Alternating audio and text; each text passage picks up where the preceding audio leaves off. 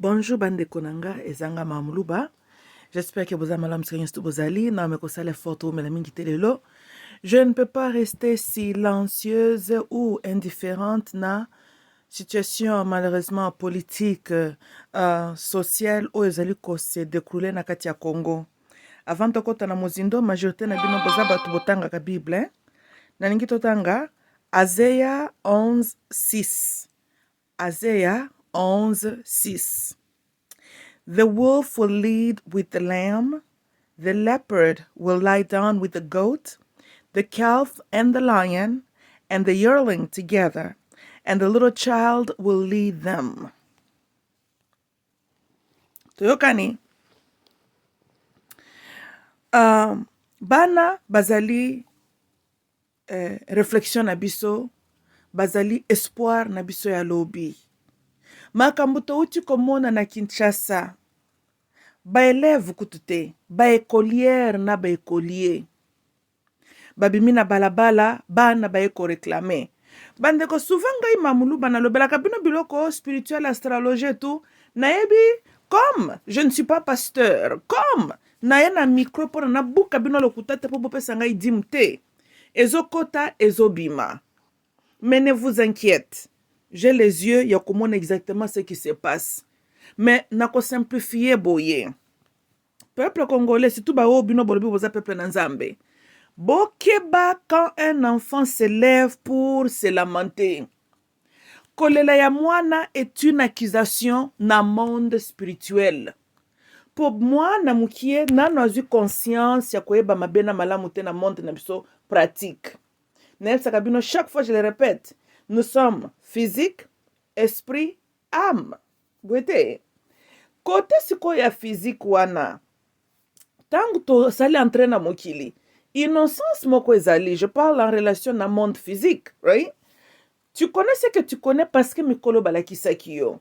Et au fur et à mesure, ozokola okombo comprendre makambo. Bwete. Siko bana mikiena na eta wana, bazanon très connecté na monde wana invisible. Les anges de l'éternel, bino boko benga banvuluzi, les bakishi babate la kabana très très bien. Pour un, moi nana a développé une notion ya doute te. Omoni mingi na mokili, certaines choses, l'homme n'arrive pas à les manifester parce que l'homme a la doute en lui. Hein? Doute, déséquilibre aussi, c'est que tu as à faire, n'est-ce pas? La peur, tokani, si bon monaka mwana mukio komo na kia simbielo kobo ponano comprendre the danger na yangote. L'enfant n'a pas encore cultivé arwana ya bobangi comme tel. Tolandi? Na apesa un exemple terre à terre, na sina apesa mais na apesa lisusu. Nan bomi tunate pourquoi dans un accident, hein? Boko mona mikolo, je parle même ici aux États-Unis souvent. Mutu ke baluki, mikolo bakufi accident zaki horrific. Bébé a bébé, a small child. Boye kokuta ye na kati ya kiti na ye wana, ata il a été ejected from the car, kiti eza posé fandi. Ezela mta ko sekuriri ye. Comment vous expliquez cela? Accident mortel et salami. Mutu ke baluki, batutu wana bakufi, mwana za intact. Na kati ya kiti na wana fandi, comme si y a les êtres supernaturels qui ont porté le bébé. Tozolanda. Même deuxième chose pour remarquer, on est parti à mi balé na opes exemple na mona ngo zelo kwa hibabe na kindo ki mélanger. Muto amelaka masanga, encore une fois nazolo ba makamna biso awa. A drunk driver, so ka sala accident banani mutu bakufaka, ube banani bakoma ka bavadio, le pauvre innocent. Souvent ko kena ba prison, muto aboma batu, vehicle homicide, right? Influencé par alcool ou tout. Tu te poses la question, mais bango babika kandenge nini? Okomona bimisa un sof, ataboke katele 15 ans na prison. Mais ba innocent batu balekani ya bimi. Alors quand un jeune homme là zaka kutu na Oprah, kamona moka 17 ans. Lokola kaka libabeko ameli ba masangane s'occupe wapi. Maintenant il y avait une autre famille. Un homme là, il avait sa femme et ses 2 filles. Papa zaki chaque midi à lunchtime ayaka nanda kwa lia déjeuner na bana na ye na mwasi na ye et puis azongi musala. So he does the same thing, the same routine. Avant pe baka bwana ayambia ebisi pe bana I love you bana pe bye dad, you know kande zalaka. Papa tikali na nanda kuno. Less than quelques minutes après, ayoka explosion, bon! À sentir que c'est sa femme. Moi, c'est dans une minivan, na les deux filles là-dedans. So that's his whole family. Ayoki, bam! A tellement malbanda bona intersection de stop sign. Voyou ya mwana na 17 ans ute komela supe ba lotoko supe ba ni amelaki na se akwiti amonaki stop sign te. Si bon intersection wana. So then aye he just rammed right into that minivan. Smashed right into it. Moi si naba na mibale, bon, sur place bakufi. Le petit voyou là, vivant sain sauf. Donc accident bomi batu sur place. Ya biki po bakende ko katele 15 ans en prison. Et puis ça la ba interview na Oprah. Tu okani? Maintenant, likambu nangina lo bezali eloko nisko sala kabatu yo ba melaka wana bazaka na tendance ya kobika. Certains disent mutu na état d'ivrognie aza un peu lokola mwana mukie na sens que le cerveau parce que soko melo langwe muntu zaka na mwa ba retard ya réaction, n'est-ce pas? Y compris aussi na raisonnement, moi retard ça la maka. On pense, non le but est exactement bongo, mais on pense que tangu mabezo salama yo mutu normal mondongo tu dégages hormones donc ton corps est que na overstress, n'est-ce pas, pour moni danger. Tandis que mutu azana kwiti alo kola mwana mke ayebi ko process danger te peut-être et qu'il devienne peut-être complètement relaxé, maybe yangwana peut-être bango bakwela kalikamate na lobi bien maybe to yebite, right? Mais ça peut être une explication qui peut causer la moi sens mukie que comme un accident mortel causé par quelqu'un qui a beaucoup bu bango babi kaka batumsusu nde bakufito bavario. Peut-être que mutu na sa kwiti azo reconnaître ko bangate and I don't know, peut-être comme lokola mwana mukie in a way mwana survivre ka parce que a créé hormone wana hein boyebi nzoto na biso za pe bizarre ndenzamba sala non quand on a peur de quelque chose makasi au moins soko kena émotion à l'extrême si nani cerveau mbala moko ezaka na tendance ya ko shut down hein eza procès ya développe ya nani ya defense to zalaka nango, n'est-ce pas, na ndenga te ya simple soki molungi eza makasi obandi kotoka parce que you have to cool off. I mean, you know, cerveau ezo reconnaître que tu ne sauras pas résister na chaleur wana sepe malile leki okomona obandi kolenga ça c'est le cerveau ozoluka se chauffer parce que la température est trop bas et okozo bon hypothermia, ce qui peut hypothermia, ce qui peut hein. Quand il y a une situation si dangereuse où se présenter qui peut menacer même ton existence, quoi que ce soit, cerveau ezalaka na tendance ya komema mutu na extrême parce que ozomona le danger bobangi wana, you know, nabaka je pense peut-être le cerveau se prépare pour na shut down, right? Eza lokola pour na préserver on peut dire quoi nazo bandanga ko expliquer ngo vraiment te eza peka lokola soki mutu obela mingi pasi na nzoto. Well, l'âme, l'esprit peut se détacher du corps parce que ce corps-là ne te sert plus à rien, right? So, to preserve l'homme au-dedans de toi, il y a un détachement entre yona, ce qui ne te sert plus, ou bien ce qui est maintenant, toyokani, hein? Bo batu botanga mingi kolekanga bo développer ango, right? Mais toyokani, siko mwana mukie, azana nana développer habilité wana te. Yango bomona ka bana bazaka très courageux. Mwana ta lobi obomeka kobima te batu bobo o mwana bimi po azano a maîtriser art ya kobanga wana te. Nano a maîtriser art ya doute te. Tolanda. And so maintenant parce que tozan ndenge nzamba sel mokili quand on interprète un danger mbala moko nzoto réagisaka. Mais comme moi nana a eu conscience wana te, moi maintenant nazali ko assert que l'enfant a tendance d'être très très connecté avec les anges. Tokani. And so, c'est presque le l'existence c'est toujours entre ses mains, c'est les mains de ces gens-là invisibles, right?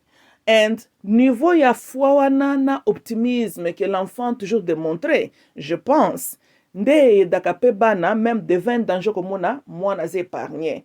Pour moi nana no absorber ma benyon so wana te banda ko banga ça la supendeni. They just don't understand that, right? Ça vient avec au fur et à mesure aux okola, au fur et à mesure au commis trop l'homme physique, ndo bandi ko fonctionner maintenant seulement tant qu'un homme physique, hein? Tu commences à perdre l'aspect wana mususu. Mais tozo na kanazoloba. Maintenant tozu groupe ya batu ya boy bana oyo ke ba angelo le mvuluzi babatelaka tout le temps. Banauti ko pesa pesa ba exemple. C'est belé, mais souvent. Mais quand un enfant se lève, tangu mwana muke alelaka, ata botangi na Bible, Ishmael pleurait dans le désert, Dieu avait entendu. Tu vois nabi non? Kolela ya mwana mukie, eza lokola bazo boa kelo makala ya moto invisible. Pour mwana mukie, le fait que naturellement est vulnerable, bien qu'il n'est pas conscient de cela, il est très connecté na batuna ya mona kana imagination na yewana, right? Si je parle dans un monde parfait, non?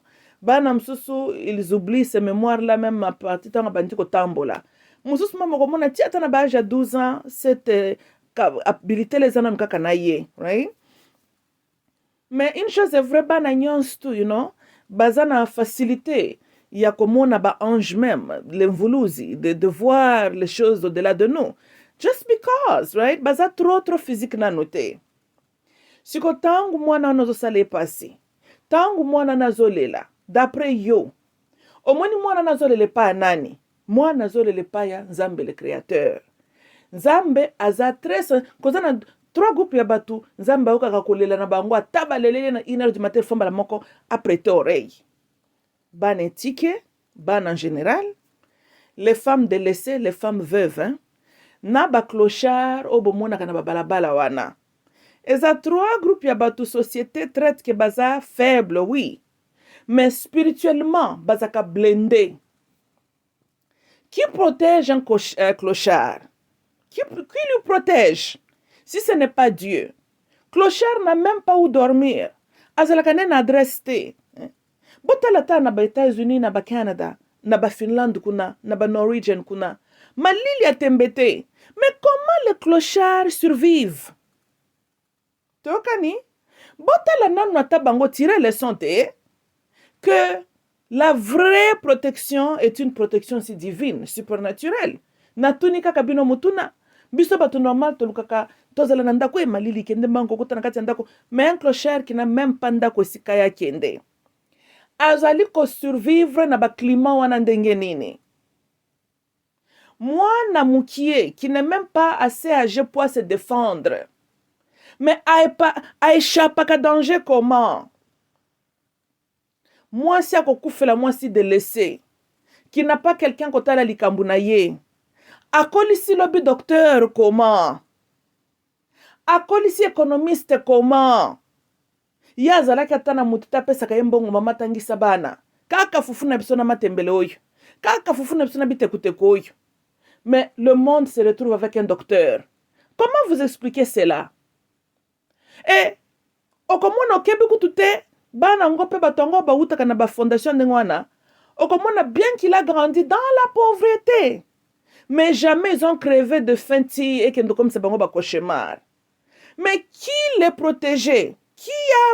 Qui prévenait ta le fufula le matembele? How? Une femme qui n'a pas de travail, azana mobile ya kopesa ete, ayebite lobi ya kozwa wapi. Mais mwana oyo akoli na pauvreté aliye fufuna matembele. Lobi akomi docteur comment?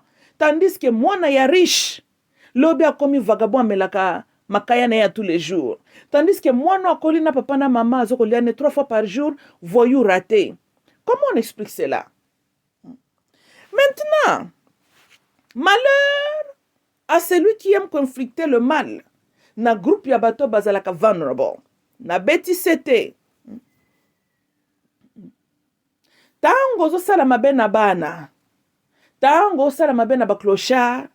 Tango sala mabe na basi de laisser keba na yo. Boyebi Nzambe se souvient toujours, right? Côté positif, le jour où tout ira mal pour lui, je me souviendrai de lui. Côté peu négatif, si Bozé Balikambu ya Saul, le premier roi d'Israël, la Saul. Pourquoi Nzambe tinda kende ko mama la kait? Ceux qui botangi pop no ngotanga Bible mingi.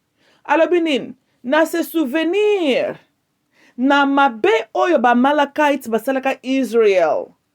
Amalekite s'est opposé contre Israël pendant que Nzambe azako diriger Israël vers la terre promise. Tozokana bino. Donc, Amalekite et les autres peuples, Monika ka groupe ya batumoko ba Israelites qui n'ont pas une terre, désert ezalaki terre na bangote, bazelo ko bazana transition, bimbi de l'Égypte. Mais bazoko tambolaka nzela na parcours na bango. Ils ont dû ako tambola ko fanda pe na ba terre ya ba peuple mususu. Et il y a eu le peuple qui était hostile contre Israël. Le système de ce monde que nous voyons aujourd'hui, par exemple, vous le Congo, il y a des nations qui bazo se prononcer boite mais balingaka ko interfere na progrès ya peuple congolais. Ce sont des systèmes. Quand nous parlons des nations, tout ça peut être pas government, n'est-ce pas? Ou qui dirige une nation, c'est un gouvernement boite. So, il y avait le peuple qui s'opposait à Israël. Mon Israël pamba, right? Pour azangi place ya kotelemela benga yeye moko. Mais bino batotanga ka histoire. Qui était avec Israël? C'était leur Dieu. Boite, ato defaka ba masolo, hein? Mais Dieu est invisible. Boite, une chose est vraie, Israël n'a pas crevé de faim. Pendant les jours, il était leur pilier de nuages, pendant la nuit, le pilier de feu. Et il allait toujours devant son peuple. Tokani, azo mona nyonso, ba peuple na msu babando sala, peuple na ye. Siko bota la partir à Tawana, na toko manaptan ya roi Saul, combien de centaines de générations les kaki? Many generations. Mais bota la quand est-ce que Nzambe maintenant se lever pour na kokendo ko venger les Amalekites? Raison, ils sont opposés contre Israël, pas na pendant règne ya King Saul, mais oeza masolezo beta matangu Israël azana journey na ye vers la terre promise.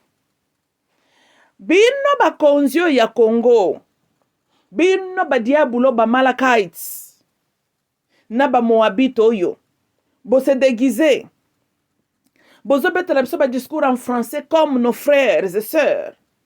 Mais en fait, votre identité, bozali ba Amalekites.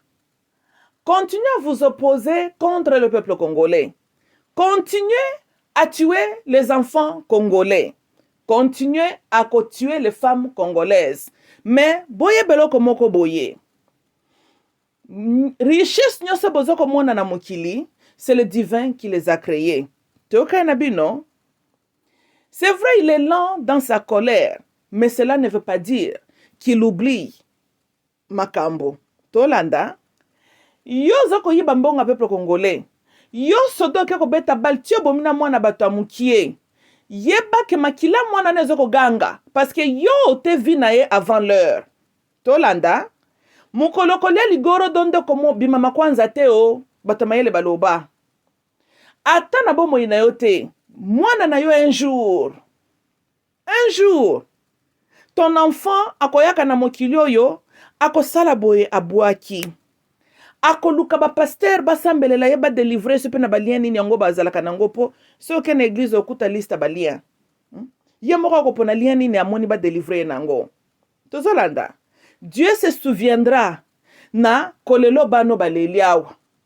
Dieu se souviendra na makila ya mwana wana botangisi. Mais vous devrez avoir honte. Qui est cet homme-là qui peut abattre un enfant? Mais vous allez beyond un criminel. Vous allez pour un criminel, on peut réhabiliter. Ça dépend du criminel ya sali. Mais quelqu'un qui manque même l'équibomoto, il n'y a pas d'espoir. Mais basakana kana makilate. Nalobaka chaque fois que c'est vrai que nakati ya Congo, race ba hybride bazana bisokuna. Mais la présence des géants n'exclut pas la présence des enfants de Dieu. Tu au Canabino. D'ailleurs, Bogotanga partout dans l'Ancien Testament, vous verrez toujours que descendants de géants quelque part ont toujours été le voisinage, hein, en conjonction avec Israël, d'une manière ou d'une autre. Ezala bagala yetuana. Tolanda. Ça, c'est une réalité aussi qui existe, right? tobetaka masola Jésus na King Herod. King Herod était descendant ya nani? Il était Edomite. Edomite eza ba descendant Isa. Tokana bino. So biso bana na Nzambe solo toyebi na biso ke tokoabitaka na descendance ya ba Edomite. Toyebi ke tokoabitaka na ba nani ba descendant ba géant. Mais je vous le dis, je répète encore, surtout bino ba géant oyo qui compose le gouvernement du Congo. C'est vrai qu'il y a un Dieu qui permet que bozala na biso ka ndenge tozawana. Mais ayaka toujours kosilana na tubarasino wana kotenga mawana. Asilana kana bango. Chilombo. Yo pourquoi nanu olobela makambo ya ba mort ya ba Congolais te? Si aye basali ba rapport. Nations Unies basali ba rapport. Mampingi kuna ye basali ba rapport. Siko, yo Chilombo président en Congo, olobelaka des atrocities commis contre le peuple congolais. Pourquoi? Chilombo. Nazo continue ko ebisa yo. Omoni, yango baba kindokia mutu mwindo waka kibundoki moko salite kaka. Nanu namoni vrai ndoki te, surtout pa na kati ya Congo. Oyo eza plus mutema mabe. Chilombo. Okola no pe bien. Eloko nini ozo sutukela awe ezala tabaloba le pouvoir corrompt. Chilombo. Donc, Kibokonzi na yo, yeye na pris nini? Hein, Chilombo? Quand est-ce que le Congolais va continuer de payer avec son sang pour certains individus comme le président? Laurent Nazamba nesika utaki, ake ko signé ba contrat buzoba, oye bande ko pesa avantage na Rwanda. Est-ce que c'était la vie du peuple congolais? Non. Le prix à présidence à peuple congolais, mais présidence à Laurent, a été les 8 millions à Makila ba Congolais Sopanaki. Nous avons payé 3 ans qui vont continuer avec 8 millions de morts. Parce que ni t'étais lui. Yé moutaki na bango, n'est-ce pas? Fin de fait, pas comme ma présidente. Et qu'est-ce que le Congo a payé comme le prix? Les femmes violées, les enfants violés et tués. Comment Congolais peut devenir réfugié na Katiamboka na ye moko? Congolais tika est, akende ko se réfugié na Katia Kinshasa. Nani mutalukel biso makambo. Voici le prix que la nation congolaise a payé pour na tata wana bagende ko panza crâne. Chilombo. C'est quoi maintenant le prix que les Congolais sont en train de payer pour na yo fanda na kitu na kibokonzi? Hein? Ba panza ka crâne ya Laurent. Toka na Chilombo. Soki na kindokyo na bino bosimbi oyo. Na ba démocrates, o na benga ka ba Democrats. Boyokani na kindokyo na bino qu'il faut makile tanga po bino bo continuer ndenge kaka na uti koloba eloko nyonso eyaka na fin nango. Le Congo ne sera toujours pas occupé par les géants. Le jour viendra, Zambo na biso bakoko na biso, il va inonder tous ces espèces de vagabonds ba géants wana bazana kati ya Congo. Bongo boluka kezalaka ya combien ya nini? Comment vous pouvez ngana moni soki yo na batu no bozaka vivant n'époque esclavagisme na banza Congo nyoso ngeke za basa bateka ngona Amérique to ngebi sinyo soto botamande comme les descendants des esclaves po bona milieu mabe botala kabambia soni to koma koyoka Chilombo obeta kalisolo te mais oyaka en États-Unis au créer ko payer attention na Arlington Cemetery. Pour na wana nini un bon esclave va ko s'incliner devant tombe ya ba américain ba kende kufa na ba guerre na bango ba Vietnam. What does it have to do with you? Qu'est-ce que le Congo a bénéficié? Je peux encore comprendre ce qui guerre en Vietnam hein et zalaka ya biso plutôt bénéficier oh. Et là ko na moto tiki ba problème akata le pango na yo OK na quartier mususu po kende ko lela na bango super makamunini. Mais yo moko tu as le même genre de problème, même plus pire chez toi. Bandana nkolela bibembo ezana kati ya lopango na yo. Wano tiki wana za matanga te. Elenga matanga kako esala na quartier baninga. Yozo avion oyetia na Washington. Bayambio te pa ya Donald Trump. OK na Arlington. OK Congo. Mobutu azalaka ko ya na États-Unis bazoko yamba na honneur nyonso. Yo monaka bandaka ndofuka mela babibembe ya ba américain kuna na banani na ba memorial kuna. Hein? Ando sala yango te. Oh, biso na Congo tozangi bibembe, biso na Congo tozangi ba matanga. Hein? D'ailleurs biso ko tozana ba matanga ya 8 millions ya matanga na kati ya Congo wana. Tozana bibembe tala tente. toza na escalaton tala tenta lokola yo linga ko s'incliner liboso banani escalaton toza nango tala ebele na Congo. Comment yo tiki ya biso escalaton? Comment yo ko tiki ya biso babibembe na bamatanga na biso pona okende ko tirer attention na bamatanga ya basoda moko ba américain bakende kokota na Vietnam? Qu'est-ce à voir avec nous? Bakoko na biso, banoko na biso, to eloko nini? Ou bien tu t'es comporté comme un bon nègre de la maison qui naturellement doit montrer à son maître qu'il est triste pour lui comme le maître na ye. Mais bande kono bazo kufa na chambilanga. Wana bango baza batute, wana bango banzete. Boite, chilombo. Hein? Tata oyo. Ok, kuna na Rwanda, ok ko visiter Sika Kagame, abomba mikokoli ya mitu ya bande kona ya batuti kuna. Wana nde mitu yo monyo kende kotala. Bisoko ba ya biso. Ba mikuwa na ba mikokoli ya bakrani na biso. C'est où? Oyeba teske zalaka? Toyoka kana ba rapport mapping. Toyoka kana ba rapport ya bato ba ONG. Oh, on dirait ça na maluku. Oh, on dirait ça s'occupe wapi. Mais yo sio kendo kotala lokolo za na posa ko pesa ka respect na bakran. Bongo o kenda na ngona cimetière ya Arlington. C'est ndé bakran na ba mikuwa kuna. Bongo no nyo kenda o sala la ko payer attention. Est-ce que bato baza kuna? C'est tikal mikuwa na mikuwa. Toza na ngwe belé na Congo. Nous avons beaucoup de mikuwa na escalaton kuna. Mais obeta kalisolo te. Silence radio. Soko kena Kigali matama nyoso no panze zako seka très bien. Kaso ke pas frère na yoti. Ozane sengo te comment? Mona nyoso soka zonge pa ina bango sazalaka na sengo. Ah. Na lobi bo chilombo. Bon, mais Paul Kagame ya tambola on a discours à génocide fabriqué par lui, a tambel nango pour na gagner sympathie à monde entier. Yo mati ba avion wa ti. Na ba Djibouti okomi. Na ba Madagascar okomi, na ba Lesotho okomi. Otamboli na ba Qatar, na ba Mongolia. Aucun discours. Ya ba Congolo ba bomi ba violé na kati ya Congo. Wana munoko na yo otiango kol.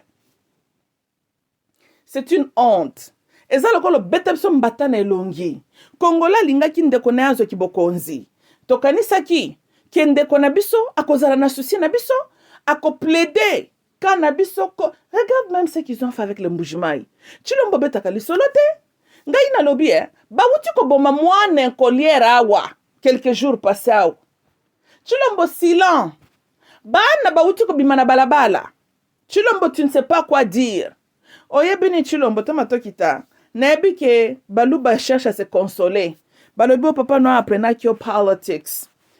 Tu n'es pas un politicien? Non, Mobutu aleka kyo kote wana. Aleka ki na yo na tatana Mobutu était un politicien. Oza politicien te? Parce que même l'esprit un vrai politicien, il fallait qu'on bimo ça lango discours. Oko fan d'indifférent te?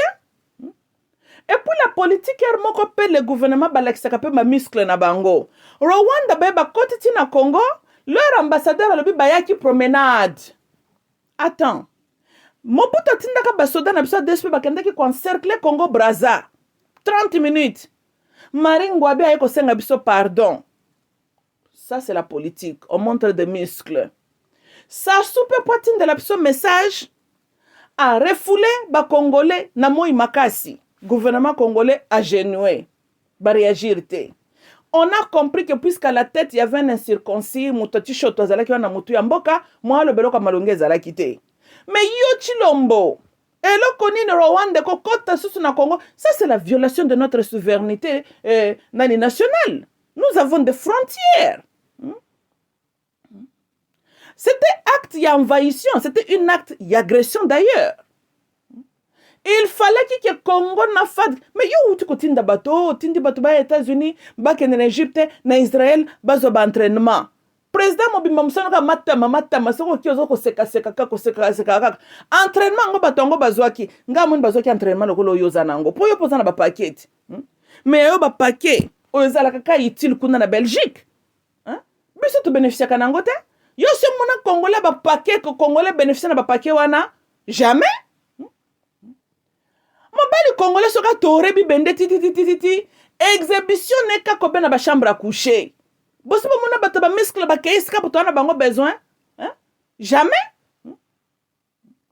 Siko ba farde ko yo kende ko torise bi bende wana wap exhibition parce que acte Rwanda basalaki il fallait dans les médias congolais répliquer na ba donc Congo répliquer na ba roquette bango bayaki na ndenge ya mabele.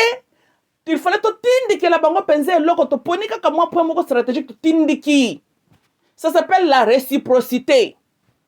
Bango pe bayeba ke bosakana na bisote. C'est comme ça. Basali qui essaye, c'est qu'ils ont fait basali essaye. Eza na ba voler belé. Basali yango pona ko l'exception ba congolais ke bozana na pouvoir te. Basali yango pona ko yebisa peso ke toza faible, nous n'avons pas une armée. Yo wuti ko tinda batukuna na este ya Congo Chilombo. C'est supposé que batutu ya ba paquet bazakuna.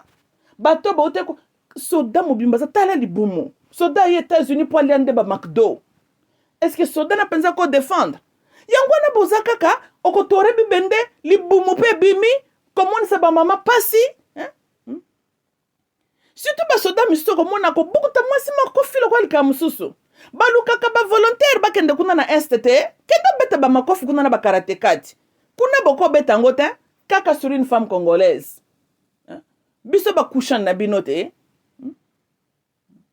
ba soda wana ya FARDC ba étiquette ba oksi ba Sony les incapables Rwanda ba uti ko kota na kati ya este bibalo bibakenda ki promenade bino pe boko ke promenade te Rwanda ngweza munene na ndenge nini bango bayaki promenade bino bokende vacances. C'est comme ça. Oh, comment moninga yeko tala yo mais yo kendo tala te pona nini au moins que relation n'est pas une relation bango bayaki promenade yo se mona militaire avec une arme à quatre frontières mtumsu solo bakende ki promenade mais c'était une envahissement. Ils ont fait ça vers la fin de Mobutu bawutu wana bazo katsa na kati ya Zaire na Minduki. Comme c'était déjà un complot de multinationaux, batami derrière les refugees. Pour que le lobby pour Kagame s'est justifié pourquoi Zolanda bango na katia Congo. Mais maintenant, ça l'a mis quelques jours passés à Awa. C'est quoi maintenant la raison pour Kagame? Mutu di caution. Talaka Paul Kagame. En tout cas, Chilombo, yo kope sa mutu baner involontaire. Chilombo, oso qui sibiso mayele. Kakagame oyo, kailoko wana Kakagame, kailoko wana. Oebe pourquoi ngaiti lelo? Na respecta Kagame te na kazoba na msa kana kingakati po ata bandeli mokili ngai mamuluba na yeba karasi bakabila te. Il ne peut jamais être mon président ni hier ni aujourd'hui ni demain, jamais. Oh boni boyko oh Mobutu fi mon président quand nous présenter nga kabila ta yomoko ko lu kam tamalonga te. Je peux encore accepter ta Jean-Pierre Bemba ta zape mutaba désordre mais je peux encore accepter. Kailoko yo kazana ka circoncio yo kantu chana na moko boya kina babote na tubuasa na mboka na biso kamutanzala yo kamuto UNICEF oyo existence na yeza existence ya Croix Rouge na UNICEF kailoko yo ngai na kende ko reconnaître kailoko wana comme mon président na bandili boma na mutu na ngai to qu'est-ce qui ne va pas avec moi Kabila soko zoko ka audio yo nyoka zaira conscient a considérer ka yo ki ozalaka président. Kailoko pamba moko boye. Ka batar moko boye Laurent yaka na yo. Ka ozala kola kaligorodo Kabila yo. Yo na un monde parfait. Yo kozala ta bourgmestre. Ate ya kalamu ka yo ka Kabila oyo. Yoko telema fasi ya zero yo. Misunu no betaka na sepo ebi ko telema liboso na bisote. Talanga ka être moko boye bisika kabimele ki to yebakate bisika kawuti to yebakate to mona ka individu moko boye na to babote si pola na to buasa na sama kolo soko to lekie munene ayetala mbunzu je jure fidélité a koko na yo kende ko jure fidélité a koko no na Dar es Salaam kuna sika tata no yo na adoptif fazaki ko kende ko se faire soigner. Argument nga mbele munene za na contre wazabanga. Il fallait ka abo matatono wana kuna na Dar es Salaam matika ki échapper pona nini. Makamongo ngoto lobati. Amalakite zaki na opportunité ko bom amen. Rosola zaki na opportunité ko bom ba malakite. Ma épargné quelques-uns. Plus tard. On les a encore vu causer du tort na Israël. Nde biloko eza erreur monumentale Mobutu asalaka. A épargné ka tata na yo. Vi pourquoi? Tala makambo ye kobotela biso par après. Ka eloko ya Kabila, outa na wapi yo. Oza sans histoire. Et si ka outa toyebite. Village no wapi toyebite. Kayo mutu koza lokola kantu lokola kamuntu lokola kantu toyeba kuto ozalaka nanu kaeloko nini te oye no po fandi ale ba inconscient ba congolais oyo ba esclave ba aligné mental babandi ko glorifier yo Chilombo Kapol Kagame na yo oyo yo zokende ko yamba lokola grand frère si kaelu kamuntu wana kayaka kufukamela Mobutu Kagame oyo kayaka na tu ba jaquette moko même n'époque ba janspire bando la tamasute tala pantalon chaussette à pembe pantalon kuteza ko matondire mtanga ke beta ba style ba pantalon yo Bruce Lee bandeki ko lata mais ya Kagame de ko la moi chocolat moko boye il fallait ko ba jaka muto ande mto ba karateka po muto normal ko lata ndengo wana te aye tala wazabanga ndenga telemi tala ke loko wana na luzitu nyonso azopesa mbote ka Alexis Ntambo oyo tato pédophile katata wana si kazala kana mfase Mobutu katia longi na se azoko kotala te to ba fourmi chana lala tremble devant Mobutu tu espèce ya tuntwa tu le tuntu to Kagame tuntu to Alexis Ntambwe bazala ka kotala na se bayebi bakoki jamais kotala nzairwa oh. Mais comment yo Chilombo?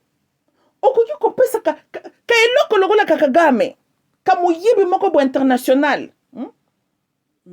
Ka assassin moko bo international. Et puis c'est un meurtrier.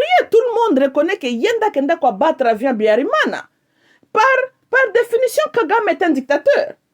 Yo lobby Congo est démocratique. Mais qu'est-ce que le Congo fait continuer à maintenir une relation diplomatique avec Rwanda? Mobutu ya Mobutu. En 1973, il a rompu la relation diplomatique avec Israël à cause du support de Israël dans le système apartheid. Mobutu a rompu. Et c'était clair. Intérêt d'abord, il y a des Africains, toza bandeko. Tezala qui pona makamba Palestine aussi. Comportement Israël na makamba Palestine. Ba Palestine qui so bandeko na biso moitié arabe, bien que balingaka biso te melikambute.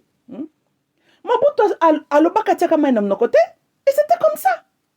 Tala yo mbango ke Israël. Mais Israël a fourni les armes à Paul Kagame na ba Moses Katumbi oyo pour piller et continuer la rébellion na kati ya Congo. Mais pourquoi Congo ne rompt pas la relation diplomatique avec Israël? Parce que Congo est à genoux. Pourquoi Congo n'arrive pas à rompre la relation diplomatique avec Rwanda? Parce que bien que nous sommes un grand pays dans la géographie, mais nous n'avons pas une armée, nous sommes agenoués, il n'y a rien là. Congo est comme le morcellement anytime. Mutualisme makasa ko baka partir na comme si un pays. C'est là où nous sommes avec ce pays-là. Si vous avez Chilombo président à Banani. Mais bayoki sio soni mi bala mobimba. N'est-ce pas ça 7 jours, papa? Soni ya munene ba na mikie, babimi bala kisana monde ke bazotanga te. Sinon te toko perdre bango na kibombe. Soni po yo yela biso gratuité d'enseignement wati. Boezalaka nango meyo ki ko ressusciter ngo. Mais aucun lisolo noti wapi. Tala makamto ko mkomona. Plus pire, un soldat pendant pouvoir na yo Chilombo abomi mwana ya batu ya mukie. Po mwana bimi na balabala revendiquer ba droit na ye. Chilombo le belo côté. Sonia mibale Rwanda. Bakoti na Congo, c'était le militaire rwandais. Et tout ce que Rwanda peut nous dire, c'est que bayaki promenade, ça nous manque le respect. Et comme je dis, c'était une provocation de guerre. Congo devrait répliquer. Et puis, tout solo là après. Namakama motindo yo ba négocier kande après. Oh, ils allaient double sonner. Na balubo yo bino chilamba fachi. Bonzo ka soni wana te, quel fachi? Vous avez un pays même. Oh. Mboka na bino soda Rwanda zokota na mundu ke lobe ki promenade. Ndo lobi fachi béton. Ya béton lo konini. na Kasai wana si bashino baza wana ki beton na bino asali kolongola bango beton asali bino na Kasai ndenge salem kuna na este ekoki mpe kosalama na Kasai no faci beton aza na mesure ya kodefendre le territoire congolaise aza nango te c'est très clair. Chilombo oza farceur, oui oza farceur, oza politicien te me na mitunaka ondimaki okoma président why outa na pasi comme tel te ozalaki na vino tranquille na basi na yo po oza muta basi ebele ndenge tomoni yango moni mobali so kaka basi baleki ebele mbala na zaka mayele mingi te yango soko kozoba décision longo bani te tu es trop busy oza busy mingi na makambo ezo bénéficier biso te makambo yo il fallait que otelemelo tala eza makambo oyo tosalama na este makambo mpe salama na Kinshasa na bana devrait. Donc ça nécessite une réaction immédiate na ngambu ya gouvernement. Mais gouvernement incapable, un gouvernement qui n'est pas un gouvernement, Chilombo Zolakisa que tu es un homme faible, un homme à genoux, un homme sans personnalité. Ka eloko lokola kakagame. Tala nga sabote yo. Sheuta akuna na Kigali ona mwasi na boke bo seki mirinyoza libanda. Shotinda ka kamera mema bangombe kuna sipe mwana ya James Gabarere sikipena ya balaki tala bavasha kende komema. Boete. Yo kanseki bozara bandeko tango Kagama tindi basoda ba yo provoquer biso. Atindelo message te. Atindelo message. Nchilombo. Siko politics yo yo za ndenge nini. Okoke ko anticiper makambo te. Tu as déjà fait quoi 3 ans mina kibokonzi. Hein? Ta maintenant to kita mutu normal nzamba sala. Tango yo yebi que secteur on est un point rouge. Anytime ça peut bafouer. Quand tu comprends que frontière wana est, na kota o Zaïre, les deux frontières là, sont trop vulnerable. Mais il fallait que tu aies concentration dans la frontière wana. Et le colonel, ceux qui peuvent mouto après sa autorisation finale ya kotindi ke loko moto, devrait être en mesure ya ko répliquer. Et bango barwande bakota ki comment? How? Parce que ouverture est ali. Soit il y a un infiltré de notre côté ou nous n'avons pas une protection côté Wana. Mais de toute façon, ce n'était pas aussi une surprise non plus. N'est-ce pas que Rwanda avait envahi le Congo depuis 1994? Rwanda s'est envahi le Congo. Voilà, 1994 c'était le Zaïre. N'est-ce pas? So, oye salami mbaloyo, eza baola kisayot, ke soko sakani, bakozonge la masolo. Et nous, Congo, tozangi manière à répliquer. Bato yo tindaki na frais ya gouvernement ba ya kotorebi bende na États-Unis na Israël na Egypt. Wapi bango? Il faut être la base busy ba otonga ba building. Po boya biso ba généraux bazande ba tokotonga ba building. Bongo so kana ba général na Congo. Bosi bomona général congolais mo akibitumba malonga kuna. Ba perdaka kaka. Basi balonga eloko nini kuna. Soki ba ke ba perdaka. Oyo kuto azalaki ata na esprit mbunza mabe bake ko piéger ye. Mamadou tellement ba piéger ye. Bo batika lio bakenda kutu te. Abona kende ko kufa. Po ba perdaka. C'est mieux tonga ba building na ye. Toza na pays, toza na kati ya poulailler. Ubeza jungle. Le plus fort domine sur le plus petit. On dirait que c'est comme ça que le Congo est en train de fonctionner. Mais Chilombo, na uti oboza farceur. Et puis ce que mon kaka motoko, alale alamika ke Israël, on dirait wana tango ki okenda ki wapi Israël ya Bible. Yo mona ka batona mindele wana yo moni baza ke Israël ya Bible. Oye biso ko mon kaka noir moko atelemi. Oh, à quel Israël, Dieu avait dit, celui qui bénit Israël, je vais lui bénir, un aligné mental, un esclave mental. Comment est-ce que nous avons Israël, c'est qu'Israël est athée? Oh, baby, vous comprenez que l'aventure, les enfants de Jacob étaient éparpillés partout dans le monde. Et Zambena nazongi si bango na Israël n'a prometa kate. Non! Quand Exode, il y a solo kobanda. Batu bako utala en Amérique du Nord, central, sud, tina China. Israël akobima kuna bango tout abo bakoti na Israël, qui sera en fait l'Afrique. Mais exode wana ne salamité. Yozo kende bisika ezalaka nango Israël. Siko fa tout na bangoti. Lokola nzambo na bango alobi bango nde. Siko tango balingi bake na Uganda. Ba se trompaki. So why? Bango babi nzamba delivraka bango de Egypt. Donc l'Afrique ezaka mabeti. Siko tango bango balingi bake na Uganda. Uganda se trouve dans quel continent? Basala ki erreur? Ya? Aletika bakeka ou s'imposer na kati ya Palestine, n'est-ce pas? Bato yo bauta na bamabulu ya bakakes na bango kuna. Bazali ba Ashkenazi Jew, eza ba Européen de l'Est. Eza ba makila bato bauta Hungary, ba Poland, eza tu batu wana. Ba Lufthansa, ceux qui peuvent Lufthansa, ba Ukraine, eza race ya batu wana. Et puis ce qu'on landeli lisusu simana bien. Eza ba mélange avec le Fils de Dieu venant d'ailleurs. Eza mambotala ka Israël ya solo te. Si ko yoza complexé devant banana pona nini. Écoutez, why the hell I'm asking all these questions? Et zone exception à ce que j'ai toujours peuple congolais. Makamba Congo, na sabino chaque fois ça une implication spirituelle. Ma na bino boana deux défauts. Des fois liboso congolais ba sensation nyonso et ça là à l'exception de deux. Habilité à comment ko identifier likambo congolais za nangote. Habilité à discerner une situation congolaise à la kanangote. Le deux défauts tozanango. Défaut monsieur munene congolais zanango eza mentalité ko glorifier les individus. Tote lo bawa l'homme est l'homme. Être humain za être humain. Tant boso ko glorifier mutu bo vimbisie mutu. A goûter lengi ya pouvoir. Allier bifotek. Est-ce que mtana ko linga kotika avec facilité? Jamais. Pour même dans les pays développés ango, pour ça que comme qui va français, ba lobby ba américain, mais bon on a exemple. États-Unis président maximum à cause les deux termes et puis si la fandi. Combien de fois vous m'avez kaba mission na biso ba ke ba glorifier comme président? Jamais. Mais Congolais ça, donc monde déjà évolué mais boza stack. Na bizalelo ba koko na bino bazalaka nango ko kumisaka ba mfumo. Mais leur mfumo était incapable. Tant que les Belges bazo fuya kula ba mfumo ba chicote. Ba mfumo ngo basalaka nini? Et le côté?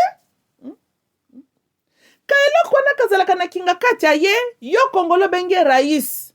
Mutoto ceux qui pas biloko nini? Obandi ko embele banzembu, obandi ko kumisozo comme c'est wumela. Voici un Congolais.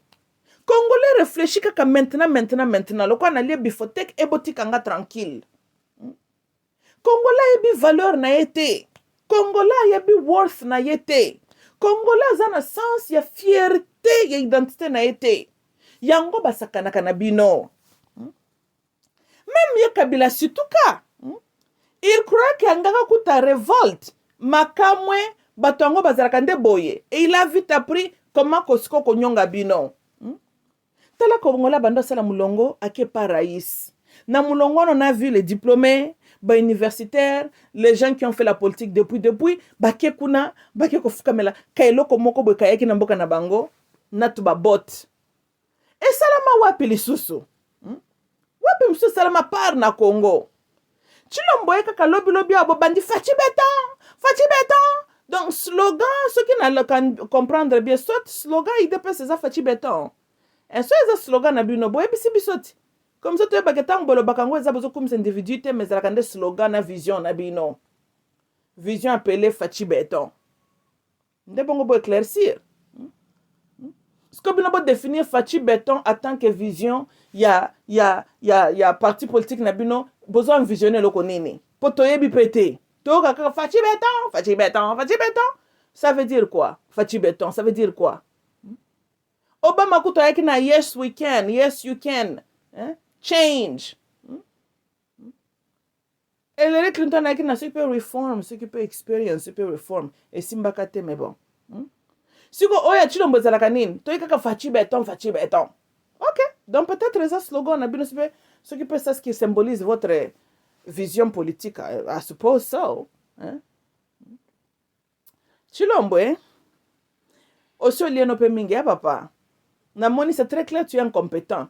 Et bien, Mbokane Akana Libabe, Congo Akana Libabe Akala. Et bien, ce qui parlement congolais, on est allé qui normal. Il fallait qu'il y soit destitué yo. Oui, oui. Nixon na. Pas bien bon regarder par exemple Baningati.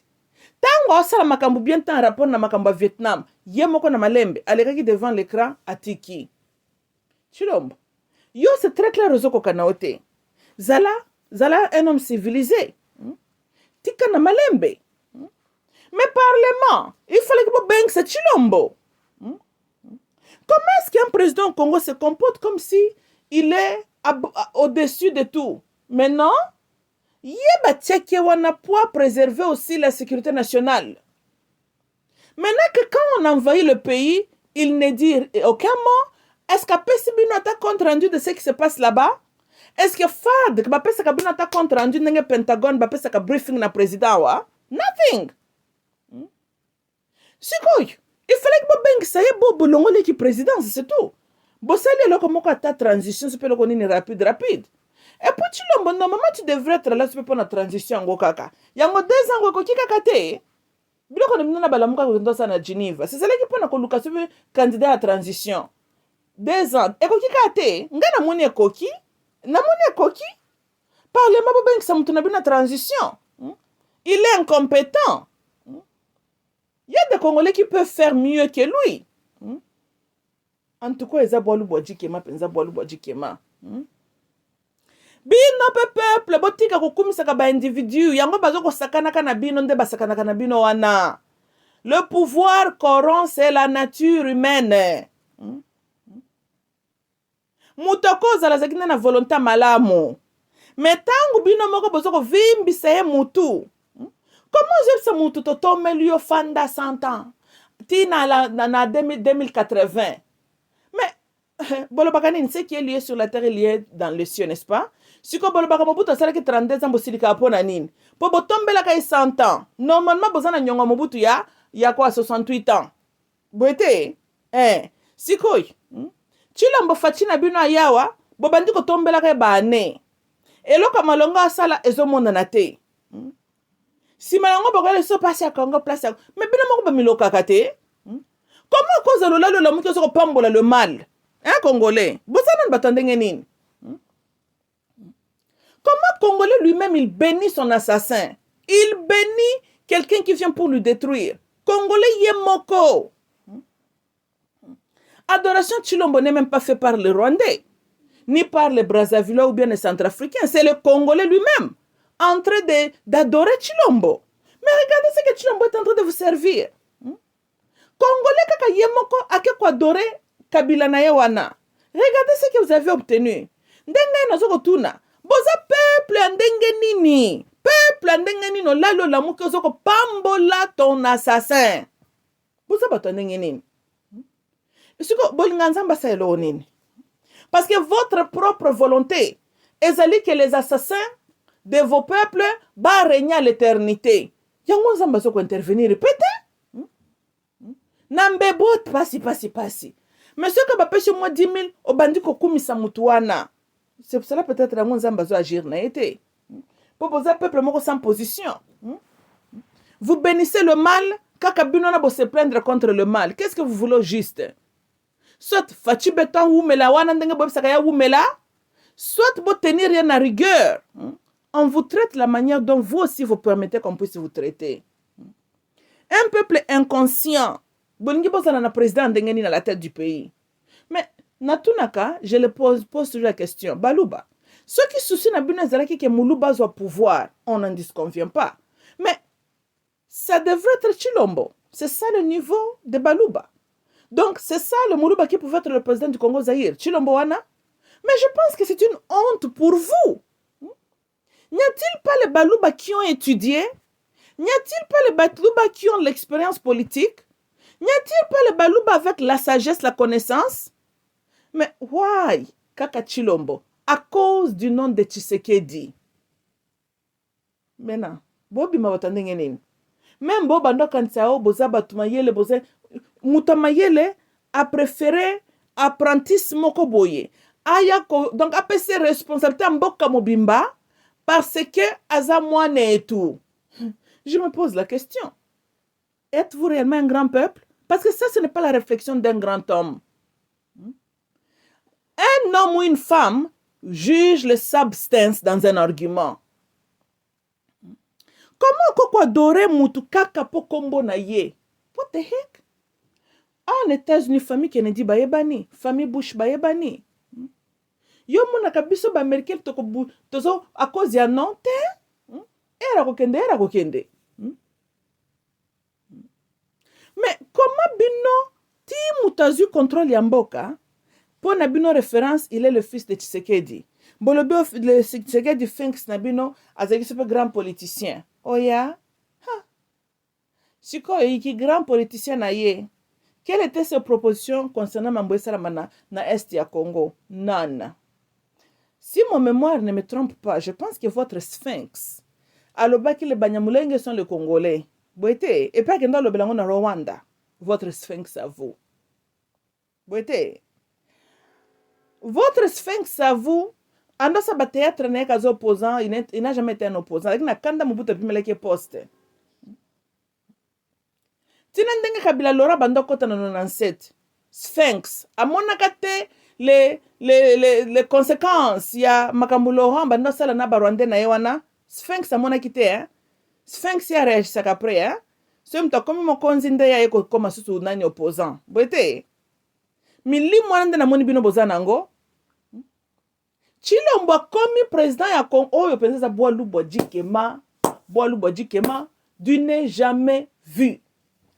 Oh, ce serait même mieux ceux qui battent tout Équateur ba qui pression alors na Zanga Mobutu a comme un président. Pour on dirait likambo comme de likambo ya père à fils. Zanga Mobutu tout attendre plus que Chilombo. Yekutu je peux encore faire même confiance dans l'expérience na ye. Mais il fallait que beaucoup m'sata yet a comme président. Wana bato Équateur n'ont pas réfléchi comme ça. Baboy kozwaka Zanga Mobutu parce que Zanga Mobutu. Mais vous les Balouba, botier Chilombo toutes les bénédictions dessus du soleil kaka parce qu'il porte le nom de Tshisekedi. Tikabo mono bozo mona. Bo mérite yango. Souci nanga kaka na bano yo abatu ba innocent.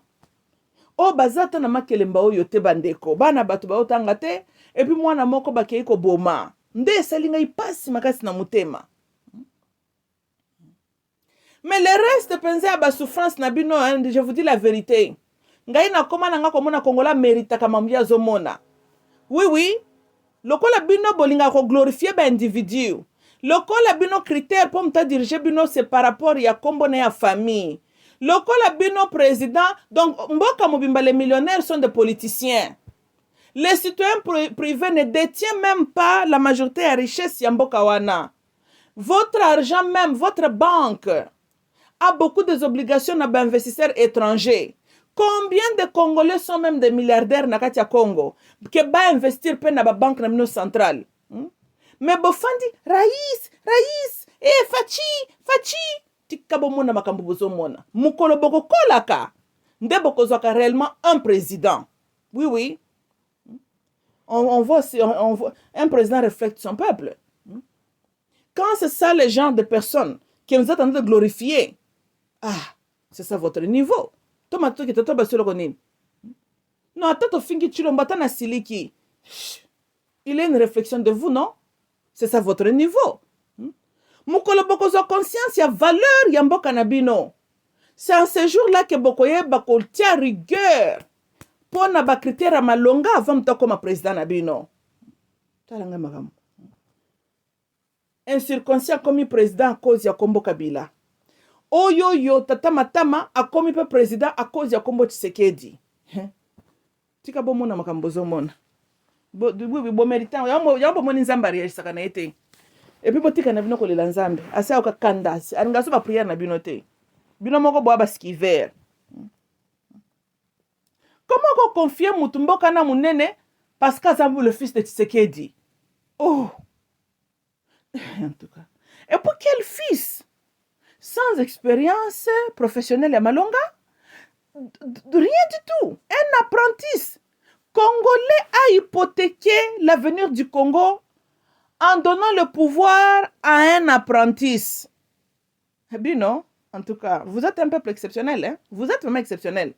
maintenant okinde kanda pona likambo ya bana kibuzobo na binona chilombo nyonga binonde nga nyonga ka mais chilombo benda yo pollution ke ko beta mwana na nani masasi malédiction elanda yo na descendance na yo mwana na makila na ye eza na maboko na yo akontinue kolandalanda yo aante yo na bana na yo ndoki le reste bakongolo ya mikolo oyo lokola bino bozo kohypotheke mboka na bino mpona basentiment bomono bozo komona wana oui mukolekolekela bino vous allez agir pesa bamitu pasi pamba wa baoloba neti baoloba te tozoloba neti toloba te kongola azaka raisonnement moka te ndenge wana kama oyo peuple modèle nini peuple ndenge nini batiaka ye peuple ayokaka te peuple nini azomona makambo amonaka te peuple ndenge nini azalaka te na souci ya avenir ya bana na ye te ça c'est quel genre de peuple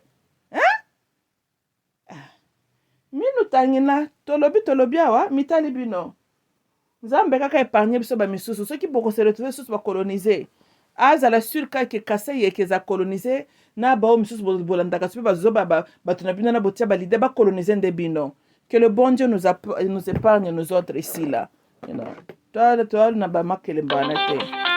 Okay, I love you all bandeko nanga bye.